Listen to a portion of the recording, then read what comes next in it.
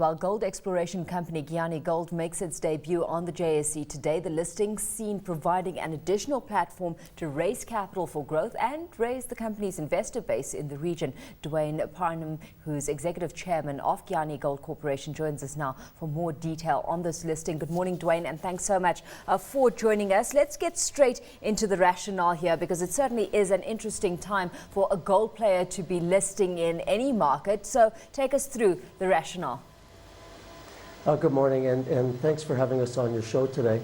Giyani Gold and our management take a longer-term view of any commodity cycle, and in our opinion, the best time to seize these types of opportunities is when people think it's the worst. So if you're a contrarian investor, this is just a wonderful time to take a position like we're doing here in the JSE today.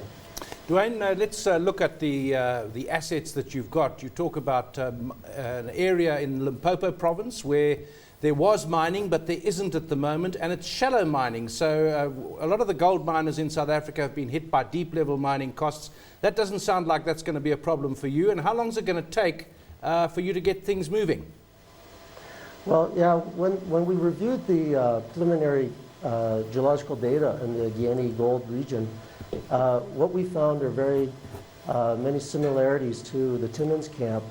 Is a greenstone belt that's well developed in Canada, and using our technical expertise through geophysics and drilling and developing these types of resources, we found that this is just a great opportunity to gain a position and apply our skills, our management and technical and financial skills, to an area here in South Africa that has a great history of mining gold historically. So when the Giyani region was picked, certainly these shallow historical legacy gold mine environments were quite attractive to us, and it was an ideal situation for us to apply our technology and our expertise to develop this region. You of course referred, Duane, to the history of the area that you've secured prospecting rights in, and we know that you're conducting exploration right now, but what kind of targets have been set in terms of production coming online, because there are no active mines currently at play?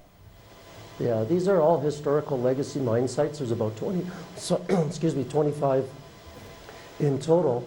And we're currently just working on one of 5 that we have under our control. Excuse me. And we're going to start with the Klein Lateba site that we've had great experience and good results, early results. But you know, mining takes time, and there's a general cycle of 7 years or so from the time you make a discovery, the time you define a resource, and then conduct all the necessary bankable studies to put the production schedule in place. And then of course in environments like we're faced now with difficult financing regimes, you know, we have to finance and then build these mines. So typically the 7 years is a typical schedule for us to be working from. Duane, the South African mining industry has been under a lot of pressure recently. In the last 6 to 12 months, we've had labour issues, we've had commodity prices dropping, which has put them under pressure. Platinum miners in particular having to retrench, a lot of them underwater in terms of making money. So it sounds very simple, listing in South Africa, and your announcement makes it sound simple. How have you found it in terms of doing business here, getting the approvals, getting the licenses? How's it been for you setting up a new listing and a new operation? Well, we all know that mining, and regardless of the country you work, is a challenging endeavor to begin with, and we're faced with all types of regulatory, environmental, and then of course the active nature and what we're blessed with as far as this unknown underneath the ground. But you know, we're not immune to any of the difficulties anywhere in the world. We have particular expertise. I've been working now for better than 30 years in the industry, and I think these challenges are met with a very solid team behind us, and you know, whatever those challenges will be, we're prepared to meet them, and hopefully we can benefit not only the company through a JSE listing and access to the new investors, but also benefit those communities to which we work. And with our partners here, and with the support of government and the support of all our investors, you know, we'll meet that challenge, and hopefully we'll benefit all those parties involved. Let's drill down into some of those relationships that you have, because Giyani Gold is a joint venture with Corridor Mining Resources. So what kind of added leverage does that afford you in this particular space?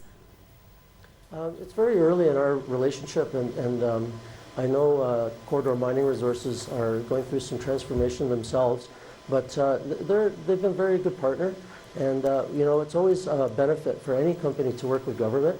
Having that type of support, both on the ground and in the boardroom, and those planning sessions and those you know, decisions going forward. So it's always a welcome to have a joint venture partner such as Corridor Mining Resources.